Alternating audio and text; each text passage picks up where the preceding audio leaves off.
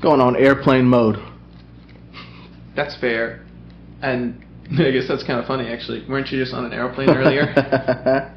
But I'm back. Wouldn't miss it. Yeah. Where were Wouldn't you? miss it for the world. North Carolina. My second home right now. The Carolinas are cool, man. Carolinas are cool. It's alright. Just there for work, so I'd rather be here. But hey, back. Going to Phoenix this weekend. Oh, you are? Yeah. That's My cool. dad's retiring. Your dad is retiring? Wow. Throwing a party. So, go back, see the fam, do all that. Be fun. That's really cool. How? When do you fly out? Tomorrow. Oh, okay. Tomorrow night. Yeah. Non-stop, baby. Non-stop. Yeah, it can be like that. How about you? What you got this weekend? It's hump day. Today is Wednesday. We are Hump recording day? on a Wednesday, and yeah, it's one of those weeks for me where it's like it's already Wednesday. Yeah, it's Thursday actually. You can just say that. And so I'm looking forward to knocking out a few other things. September is just like a busy month, you know. Always is. I feel like it's end of quarter. It's the third quarter. Like end of fourth quarter, it's just like it's a little different. But end of third quarter feels like a very key quarter. So people. It's the end of the fiscal year. Oh, okay. That's why it's buzzing for me. I see. That's like because that's the government fiscal year. Yeah. Exactly. A lot of that stuff is that's why there's like talk of a potential government shutdown at the end of it, because September 30th is literally when they like run out of money. Yes, September 30th is the day. All right. Well, we're not here to talk about that part of the district. We're here to talk about District Gooner. So let's jump in. Let's do it.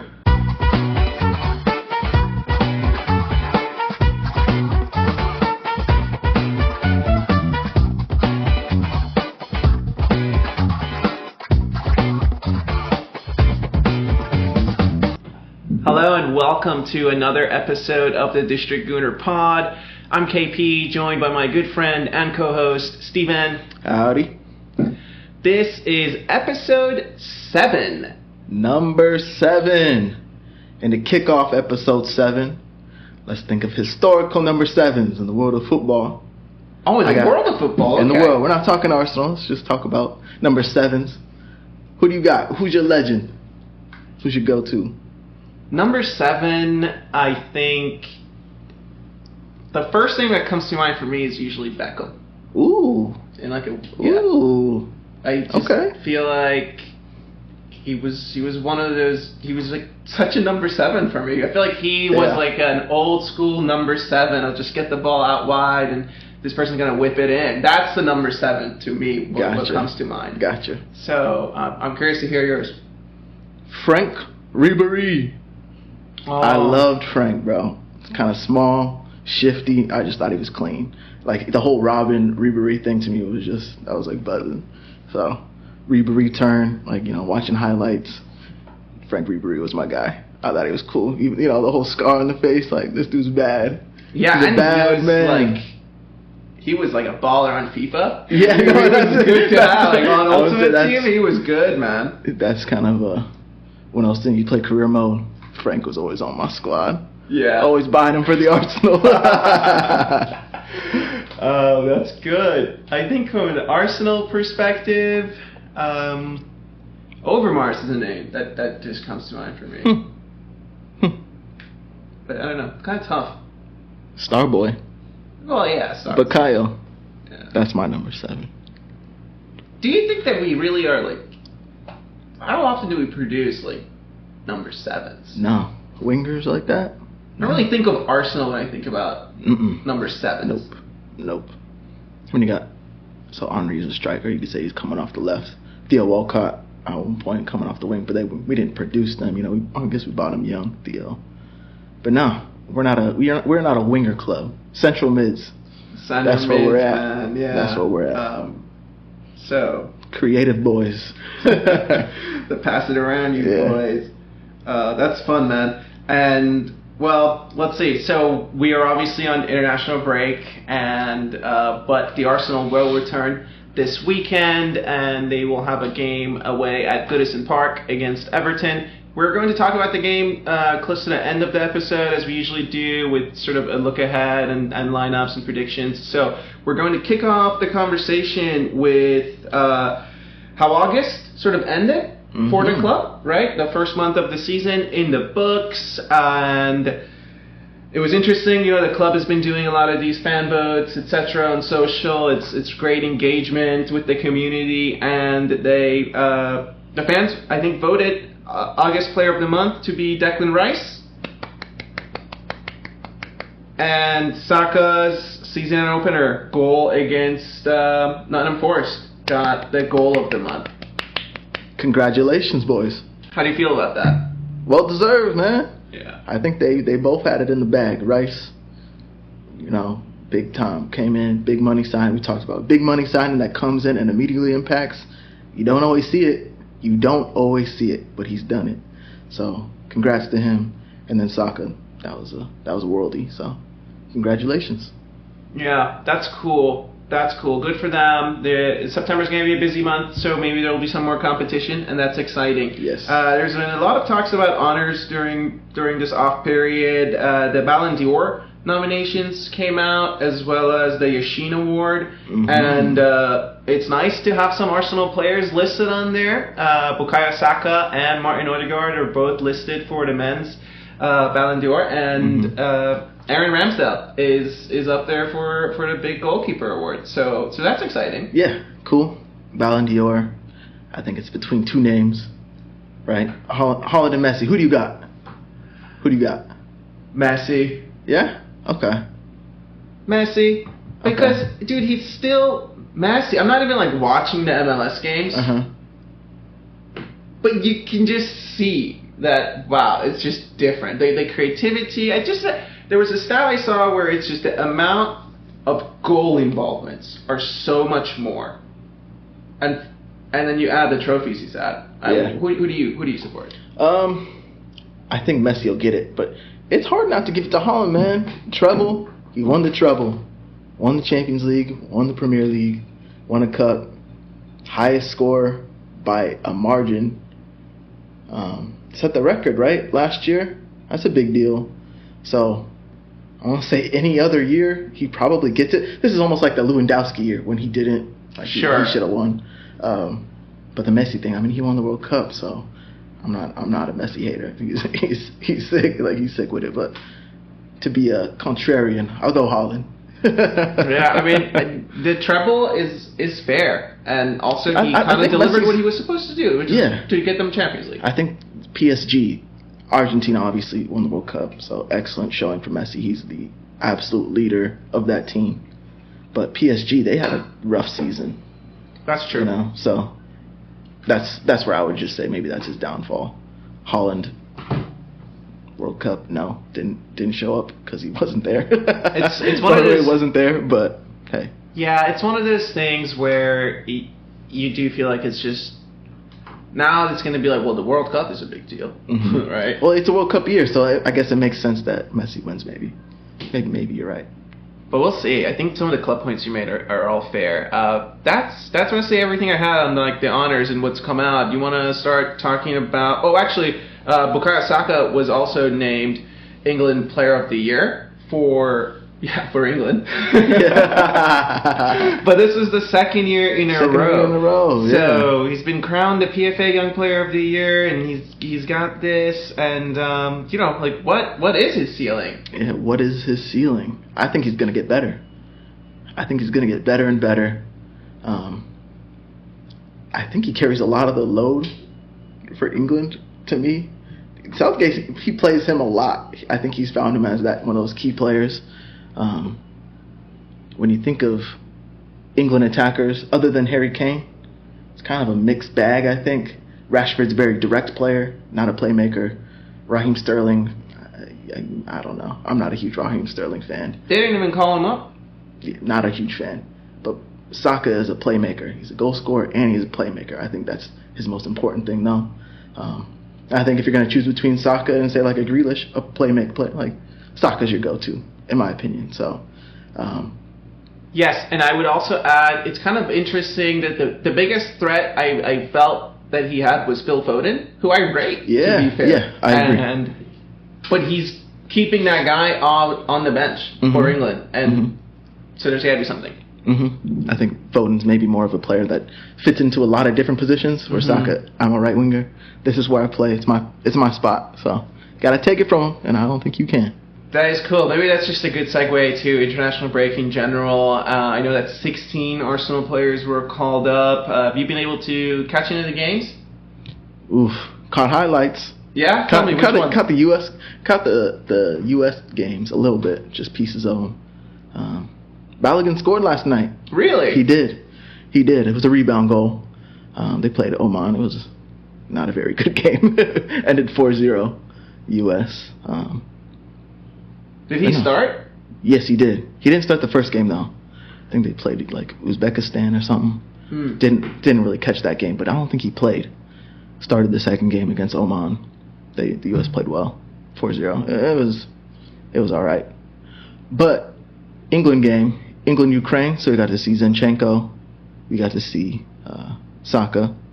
Did you watch? That was cool. I watched, Declan Rice also played. Yes, And he played the sixth role. It was just him alone in there, so that was cool. It was interesting it had Henderson playing. Oh boy, so, Henderson! I don't know, maybe it's his like farewell tour with the team, but no, I thought the game against Ukraine was really cool. I enjoyed it. Zinchenko started at the 8 for Ukraine and got on the score sheet.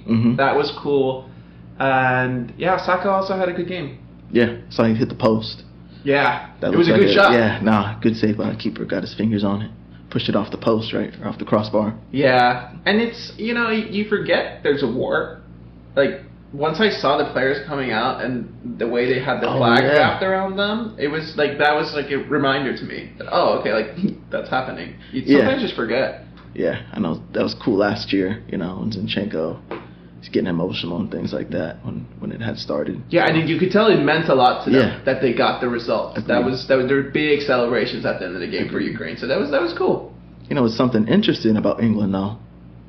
2 games over the break, our boy Eddie did not play. Wow. Eddie Nketiah, no minutes. Could give him his debut. Give the man his debut. Oh, you could be looking like a good little coach. Southgate, did not play.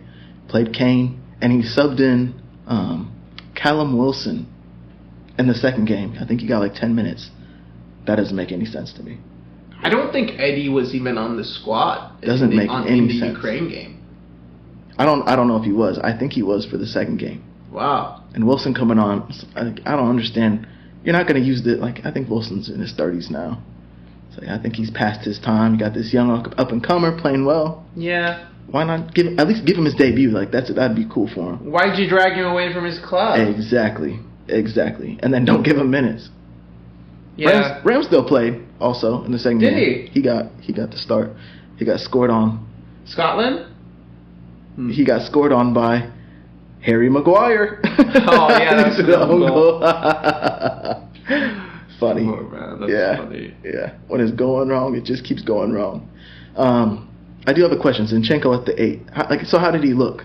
He looked really good. He looked comfortable, and the goal that he scored, it was super encouraging because he just read the situation. He arrived late and he slotted it, and hopefully we'll see more of that.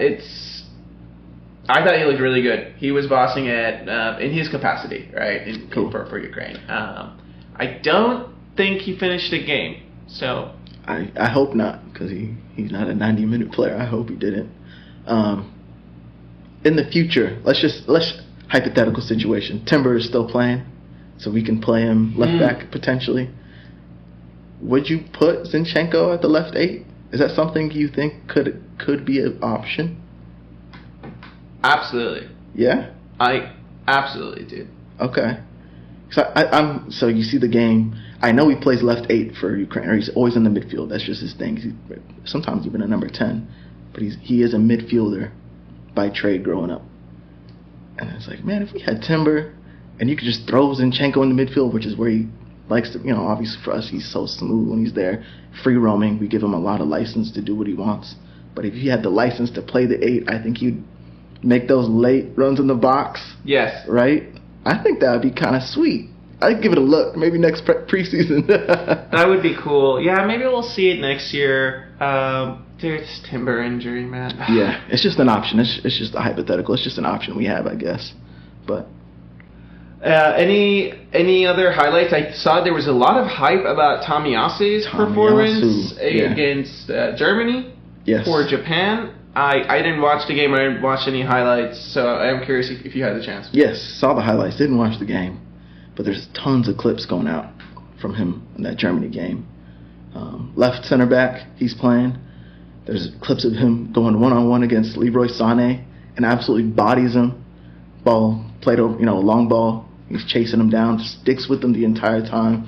Ball comes in, 50-50 challenge, gives him the shoulder like, no, get out of here, you're done. Sané in the mud. But also pinging the ball around.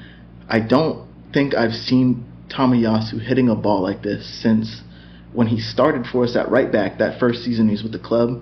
Because he seems like he's just not as comfortable anymore. But man, he's getting the ball and he's swinging it out wide, hitting them cross field, those diagonal balls. It's like, damn, this is the Tomiyasu. Like, it does feel like he plays with a different level of confidence for Japan. Yes, we had seen it in glimpses, and remember that first season he was so big for us until he got injured. Yeah, and it'd be cool if he could get back to that level because he's our Swiss Army knife. This is a big season for him, man. Yes. You said he played left center back. We've never seen him play that for Arsenal. No, we haven't, and I think he can do it. I think he could slot in there if need be. He's your one to watch, right? He is, and if he plays him at left center back, that makes it super interesting. Yeah, it does. Is that maybe the reason that Gabriel's been a little... No. checked off? No.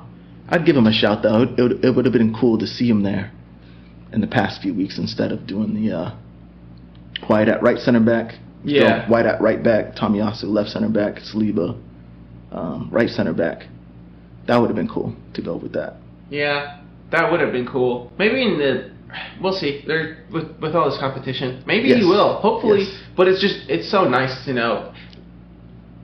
He is still my first player off the bench for defense. I agree. I like having this, being able to even have a conversation like this. Like we have the option to do. How it. cool! Like it's just hypotheticals, but it's not in the past. No. Instead of Rob Holden coming in. Well, yeah. Best wishes to Rob, by the way. I'm excited to see him. I hope he gets time for Crystal Palace. Oh yeah, absolutely. That would be cool. And a great segue into our next subject here: departures. Pepe. See you later. Sayonara, Sammy. Out of the club. Give him a little wave. Thanks for the lessons. Is where I would start with that one. I think that particular transfer was maybe one of the light bulb moments for the Cronkies that maybe it's time to revisit this corporate structure. Yeah, we're not running this thing correctly. I remember we were gassed too. I remember me and you were gassed, doing the classic. Dude, you had never seen this. It makes more sense now after we just sent Balogun and he had a 20+ goal performance in France. But at first we're like, wow, this guy had 25+ goals and I think it was 20 and 11 or something. Yeah. But I remember we were gassed, so I had never seen this dude play. But we're just looking at the highlights. To be fair, those were the dire days too, so we're salivating. Anytime they sign a player, I feel like I've never seen them play. Except for Declan Rice and Havertz. Declan Rice, I know this player's going to be good. Timber, best center back I've seen. He's going to come in and tear it up. But Pepe, I was gassed when he came in. I thought he was going to do well. Didn't. He didn't do bad. He didn't do too bad. Exactly. He didn't do terribly.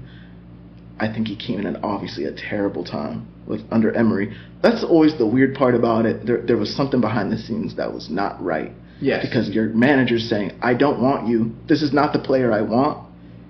And that's the player we bought. He wanted Zaha. Yeah. Right? And we bought Pepe. So just from the jump, red flags. And then halfway through the season, Emery's gone, and we bring in Arteta. So that's a shame for Pepe. It seems like he was never given really a good shot to succeed at the club. He came at like peak banter. He came at peak banter, and it was a huge signing. Oh man! And social media. He came to like peak banter, peak social, peak pandemic. And it was just like, hey, you got paid $72 million. The one time we spend money, like real more than 50 mil money. Yeah. And it just flops like that, and they're just like everyone's waiting to jump on Arsenal. So circumstances didn't help. His performances didn't help. They're just too inconsistent, and it was clear he did not like defending. That's didn't like the structure. It's not going to help you. He didn't like the structure. I think we became such a structured team under Arteta, and I don't think he was willing to do what was required of him. Had some great moments though, like the Wolves game, the one where Lacazette won it, and it ended up being an own goal. But he had scored, he had spun the dude and scored, and then assisted Lacazette on that. Had some really cool moments. The double free kick, Europa League. Yeah. It was a Europa League. He was a saucy player, dude. Yeah, but I can't remember any really big games that he performed for us. No, my favorite Pepe moment is, I think it was against Sheffield United. Where he's like, it's in the middle. It has nothing to do with like scoring a goal or anything. But he like receives the ball, and then he turned and he met someone, and he just like goes through, and it's so clean, dude. It's so clean. It's one of the nicest mags that the Premier's ever seen. So 72 mil feels decently spent for that one highlight reel, maybe.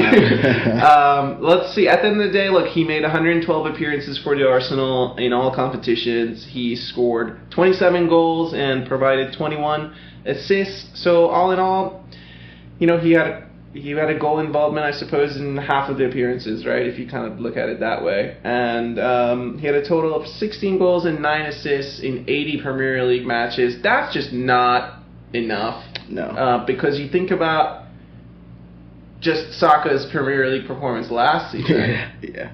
That was another thing about Pepe, was that he also came into a team where Saka started to peak. Oh, yeah. And the club was just like, all in. Yeah. This story is too good. All in. Yeah. Don't put in the defensive work rate at all, and then you got this young dude that can do it all. Yeah. Do it all. Kind of easy decision. Something about Pepe that I always wondered. He's never a bad dude. Like, I don't think you heard bad stories about him being a bad character, because it was the trio, right? Yes. The Three Musketeers. It was Lacazette, yes. Abba, and Pepe. Oh, you think he suffered because of that? I don't know if he necessarily. It probably didn't help. But so you had the three of them. Obviously, none of them are with the club anymore. Yeah. Maybe there is some insight to that. But you had those three dudes come out of the club. It's like it just never seemed to be something that he was willing to do. That whole cast, Aubameyang, not really a defender. Yes. Didn't do what Mikel wanted. Laka couldn't do what he wanted, right? And then Pepe, I just don't think he was willing to, which is bad. And the three of them, the one thing they probably have a little bit in common is like, they're talents. They're just blessed with talents, yeah. So that was a little clear too. Sometimes you get mixed up with the wrong crowd, man. Yeah, and maybe that's and then you get shipped to Turkey. I don't tell you. You know people in your life like that. That happens. And maybe once Mikel seems like the kind of dude, when he makes that decision about you, you're toast. I always thought he could be someone that comes in for 10 minutes. You don't put him in for 10 minutes to close the game out, because we saw that, and it was shambles. he couldn't. Do you remember there was a few games he came in to close it out, and he fouled somebody right outside the 18, and Mikel was absolutely disgusted. But like his last 10 minutes of a game that you need to win, I think he's a player that you could put on. And I always kind of wondered why not? Like, he's there. Why not just give him the last? If we're down 2-1, or if it's a 2-2 game. Yeah, I mean, who's a better goal scorer that we like? His record's not bad. He's a goal scorer. He makes things happen. A chance creator. Exactly. Yeah. Exactly. And as long as he don't have to work back, he's good at going forward. So I always wanted him to have those opportunities. But hey, sayonara. Yeah, I also Enjoy. think there's a big moment, but I credit Pepe. I think he helped elevate the team to where it is too. It is nice to have some of those players on your training squad. I'm sure that he taught a few shoulder drops to Saka. Right?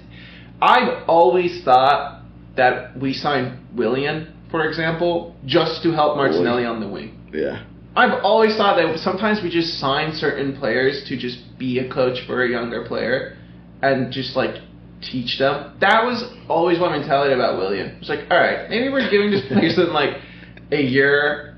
Maybe I'm just giving the benefit of the doubt to the staff, right? But that's how I saw it. That was a mare of a signing. So we're talking about Pepe.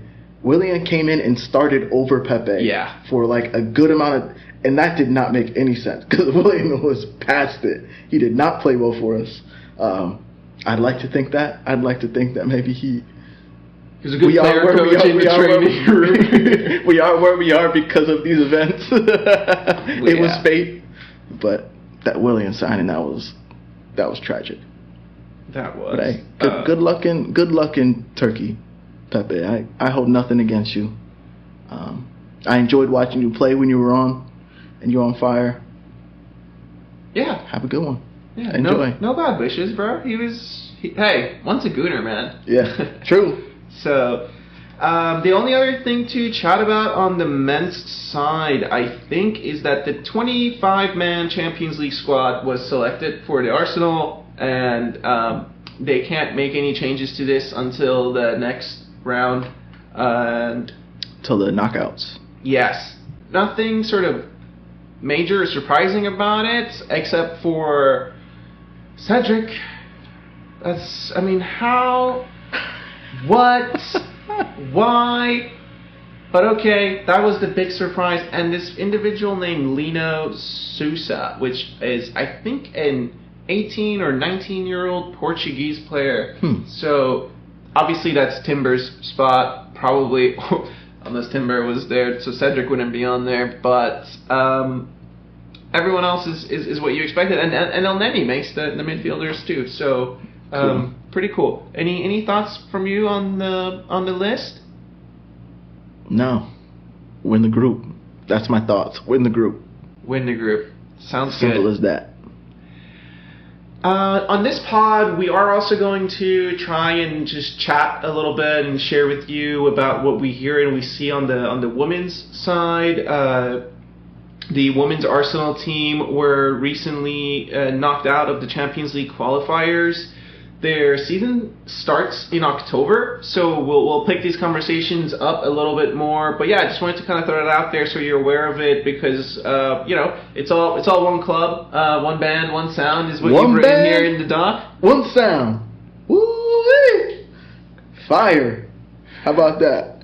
Atlanta A&T. So yeah, if you know, you know. Kind of sad though that the women got knocked out. Oh yeah, it'd have been. They sold out their first game last year. I watched a few of their games last year. I was following them relatively as closely as I could last year, and I was looking forward to having the Champions League to come because I know that we just signed a superstar from Barcelona who had just won the Champions League last year. So it feels like this one hurt a little bit in the trend line. Yeah, I think so too. It's a shame. Shame they didn't make it. Is there a women's Europa League equivalent? Do you know? I don't know the answer to that. I don't. So we will research that and we will report on back. The next episode. We will report back.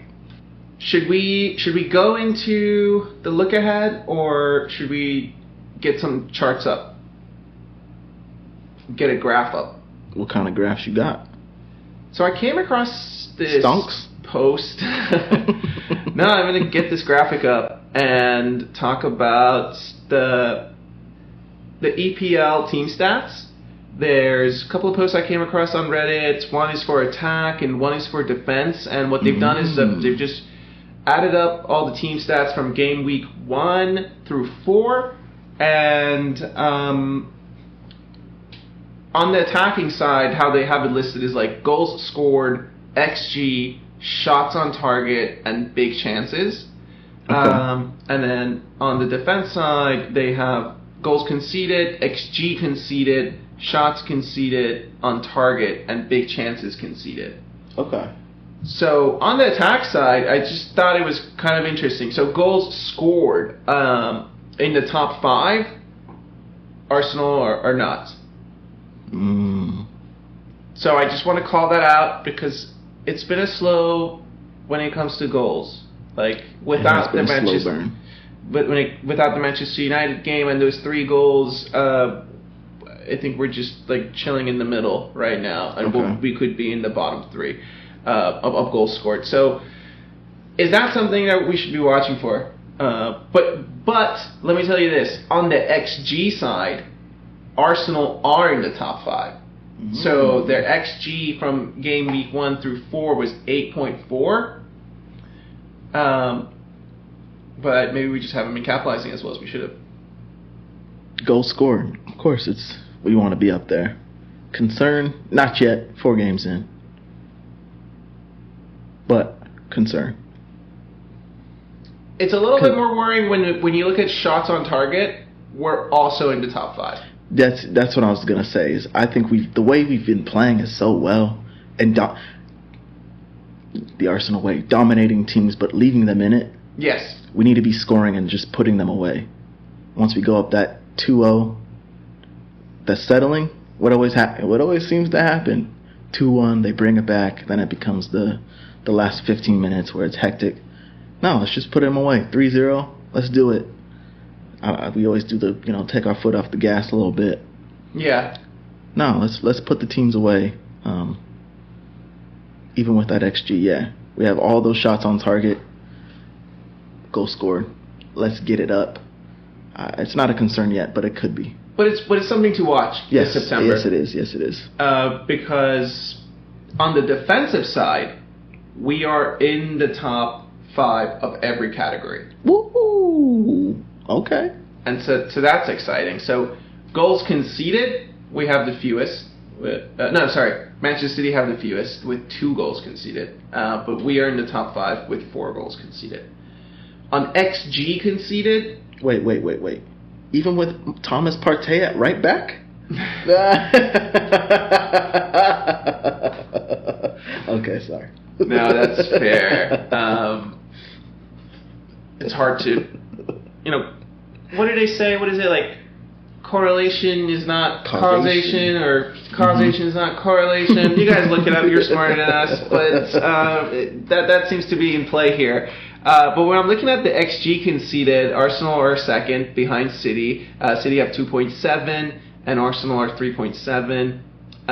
Shots conceded on target, Arsenal are also in the top 3 with just 9 shots conceded on target. Very cool. In the first 4 games. That is good. That's something very cool. That means we're working. To me, if you're not getting the shots off, whether it's getting your body on the line to block shots, or your work rate has to be high to make that happen. So, very cool. Not a concern. No, I feel pretty good about the defense. All right, cool.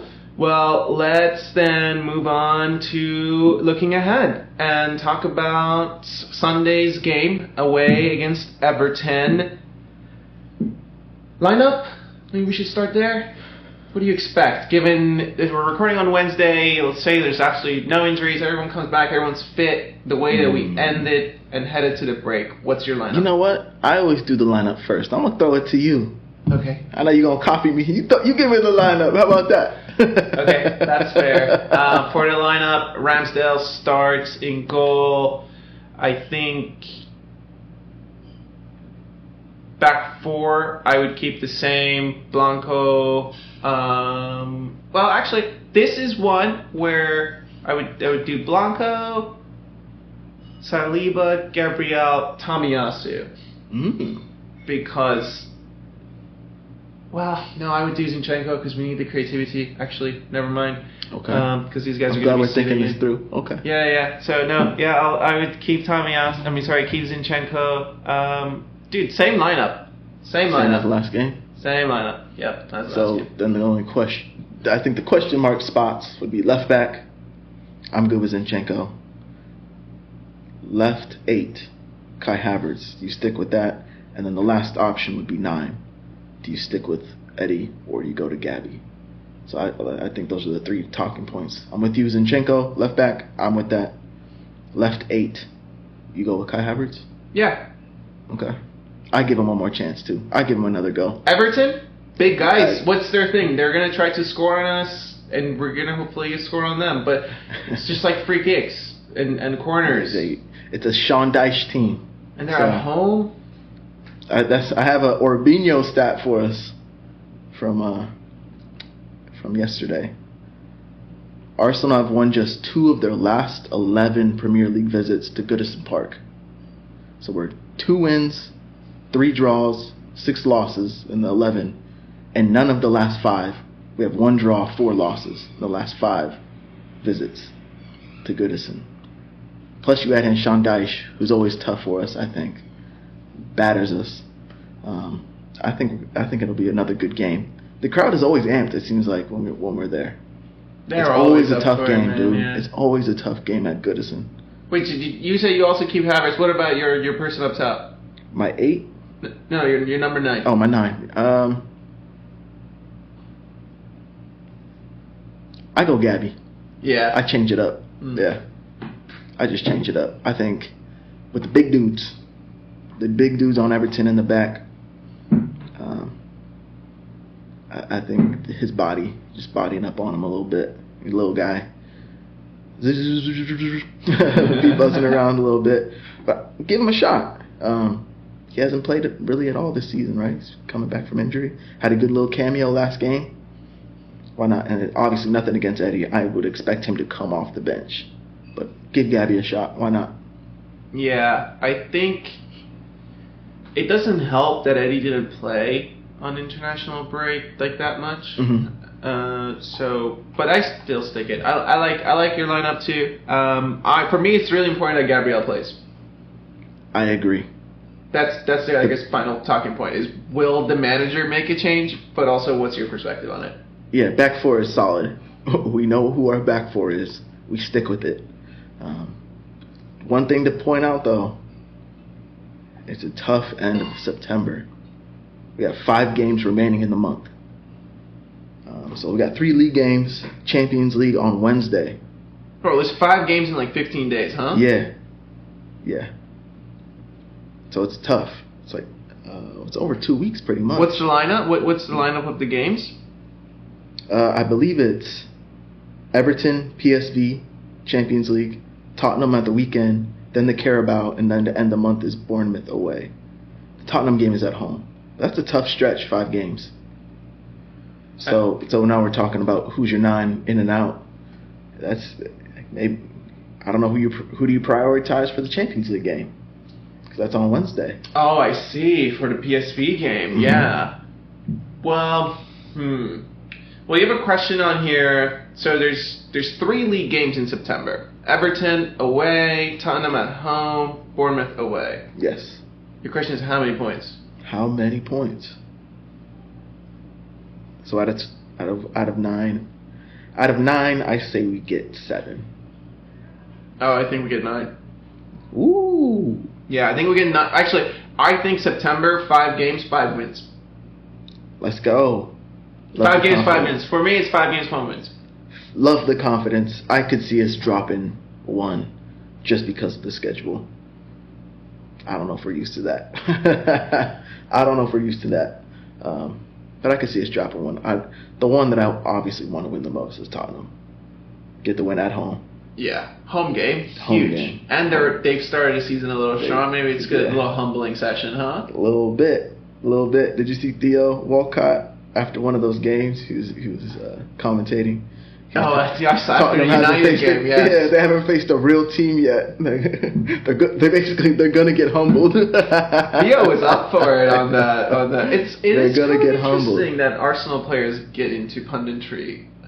Not something you're used to. Mm-hmm. Not something you're used to seeing. No. Mm-mm. But you had Wilshere the last couple of years. He made a lot of appearances. Obviously Henry. That's been cool. Yeah. For Paramount Plus. Paramount Plus, yeah, dude, that's a rowdy crowd. That's a friends of the crowd. show. I'm just kidding. That's a fun one. Yeah, Theo, that made me laugh. That was cracking me up.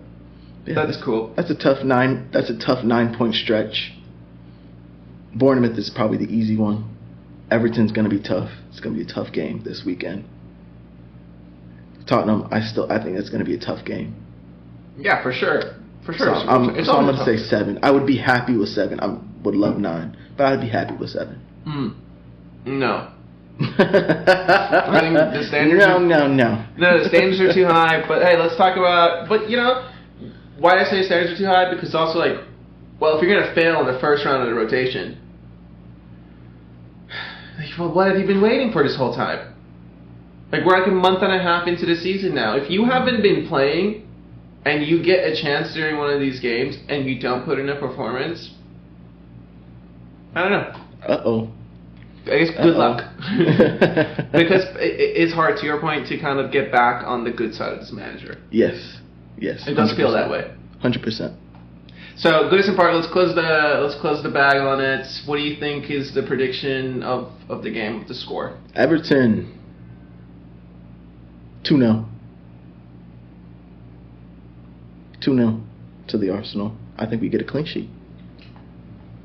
I don't think we don't win at Goodison Park, and I'm phrasing this as like it's a trap game. But screw that. Going in there, banging them out for a 2-0 win, boy. What you talking about? I'm just playing, I'm just trying to play to the crowd here. No, we winning this. No, that's fair. 2-0. I worry. Everything's pretty. I don't think they're not a good team. They're not a good team, right? They're not good. They're gonna muddy things up, win the set pieces, try to knock in the header on us. You know how they're gonna play. I saw they've signed a new player who plays up top now, and he's 6'4". Oh, disgusting from Dyche. Ew. Get out of here. He's got feet too. The little bits that I saw in the last game they had. Last game he had his debut, so we'll see. He can stand next to our center backs. So it's just a very Everton player. I don't think so, honey. Big dudes that play for Sean Dyche. I don't like that. Get him out of here. Send him home. Dude, I think 3-0. So it's not gonna be. I think 3-0, man. I mean, we talk with our heart here on the pod, dude. My heart's telling me 3-0. My heart's telling me Havertz gets on the score sheet. He did have an assist. Did you see that? We didn't. No. He did have an assist in the last Germany game. Oh, that's cool. He actually fed a nice ball. He came in as a sub. But I'd love to see him on the score sheet. I want to see him on the score sheet, dude. Let's hear it. So, and this is one of those games where I think maybe people will see why Kai Havertz is actually very important. These are the games where people have stepped on us for season after season after season, and we have a player who just very under the radar is willing to put his neck out there. And it's just going unnoticed. He did it against United a couple of times. He let Anthony know he was there. He's got some fire in his belly, man. I would like to see him show out. I like that it's away from home. I think maybe even the mental aspect of it, playing in front of your crowd. It's a reactionary. We're a reactionary club. Emotional club. If we're not in love with you at the moment, things can crumble quickly. Get him away. Let him play in front of these other fans that are gonna hate him anyways. Let him show us what he can do. I like that. I think this would be a bad moment to turn on him because, as I said, Everton are a dire team. They're not good. They're just not good. What is it in baseball? They talk about like a buster. Isn't that like a thing? A buster. A buster. I don't know. I've heard this. What are you referring to? A buster. Like there's just sometimes people are like you're going through a slump, you just like can't get a hit. You just can't get a hit. Oh yeah. And you just need goodness. like a matchup to like have like a buster, and then you finally get back on it, and every time like it's buster. A slump. It's a slump. Okay, slump. In baseball, it's a slump. If you're unable to get a hit, you call it a slump. Okay. Yeah, and you just need a few good moments to break you out of it. It's always like you get in your head. Yeah. A slump is typically something where you're not getting hits and you're trying to change your form a little bit. Change your slump stance. Slump breaker. Okay. Maybe that's what Okay. Slump Okay. buster? I want to get buster in there. Buster. Alright, man. Anything else you wanted to talk about? Are there any good other games, or should we just not even bother? Let's bother. Are you kidding me? It's going to be a good weekend. Maybe I'll catch one.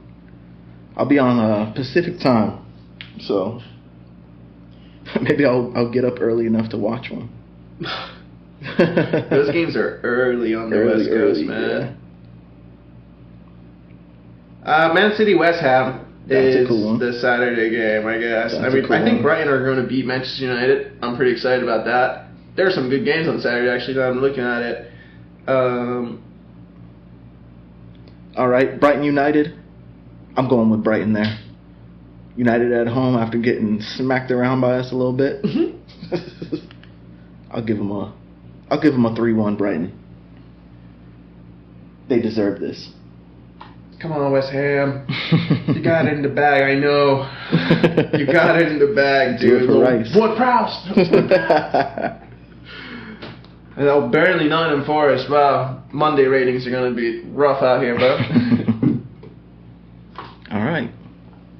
Cool. Good little chat. Did you have fun?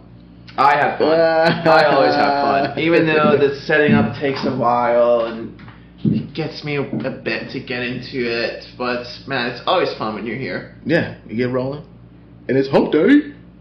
And it's Wednesday. It's a good way to round out the week. Hope we have a good weekend, and we'll catch you next week, man. Yep, we'll see you on the other side. If you enjoyed the show, please review or rate it and share it on social. It's the best way for others to find out about us.